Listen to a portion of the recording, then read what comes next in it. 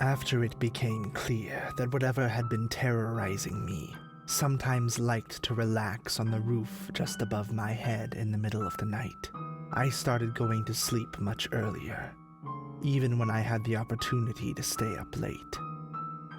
My mom seemed pleased by this at first, but she continued to notice how tired I was from hours of being unable to sleep.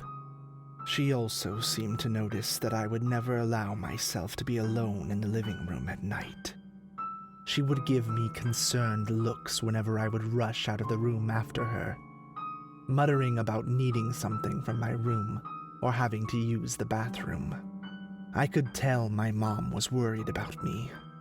Sometimes, when I would walk into a room too fast, I would find her whispering to my dad. They would stop as soon as they saw me, then proceed to greet me in overly loud and hearty voices. I knew what they were talking about. It was for this reason that I continued to keep silent about whatever it was that I had seen and heard. I felt like I was dangerously close to having my parents think that I was insane. So, I tried my best to make my life seem normal.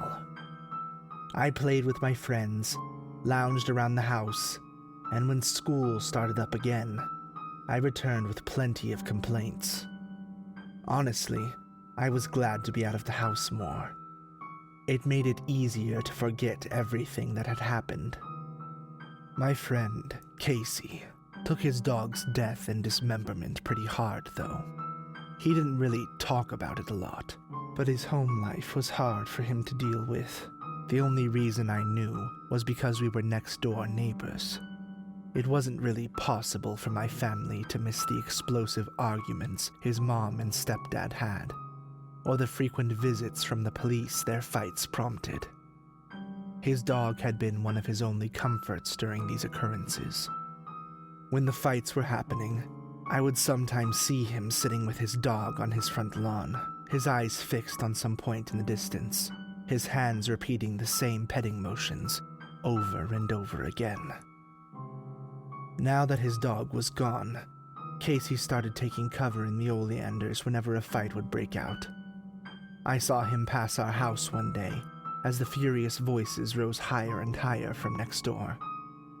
I went out to follow him, feeling like I should help him out now that he did not have any better option.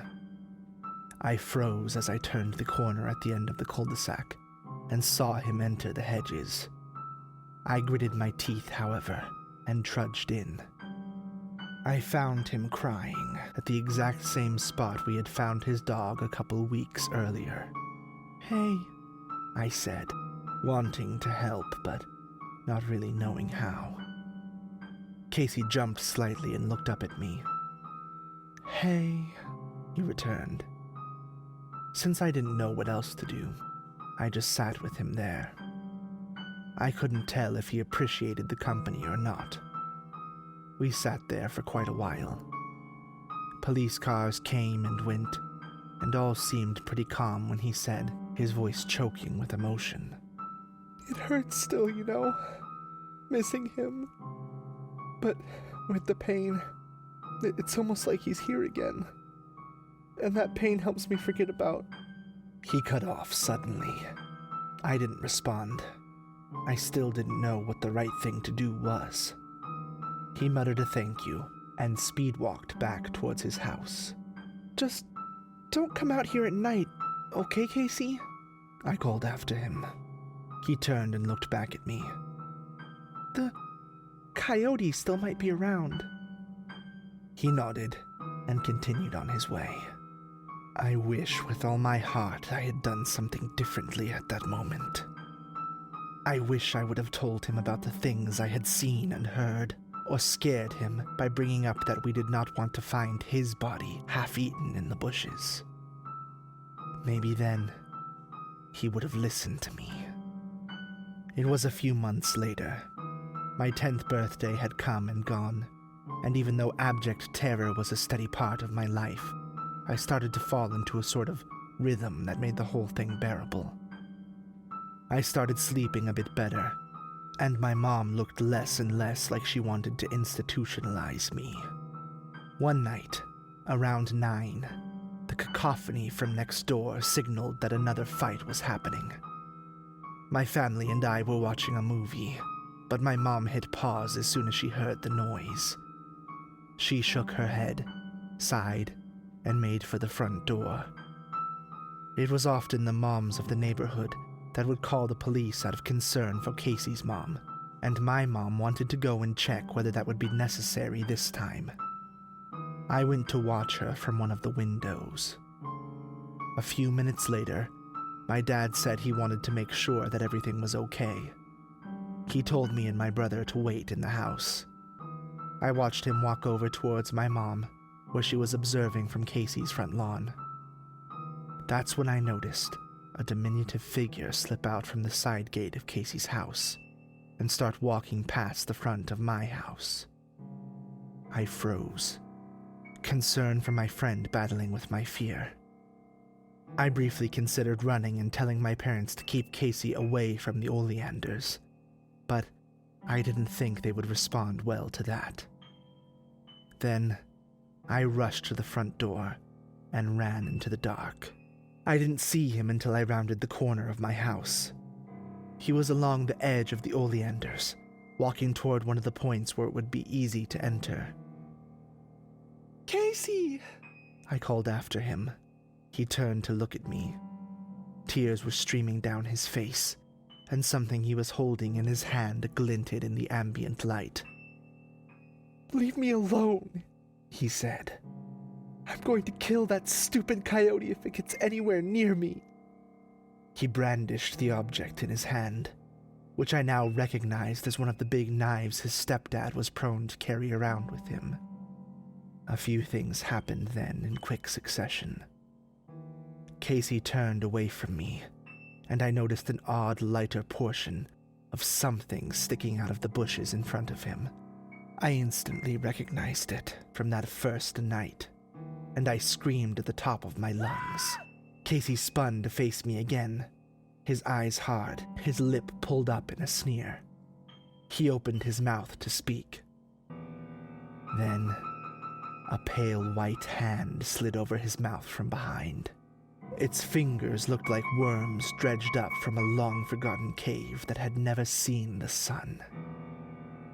I don't know if it was the shock, or if some malevolent force wanted to make sure I never forgot the moment, but it seemed like an eternity before anything else happened.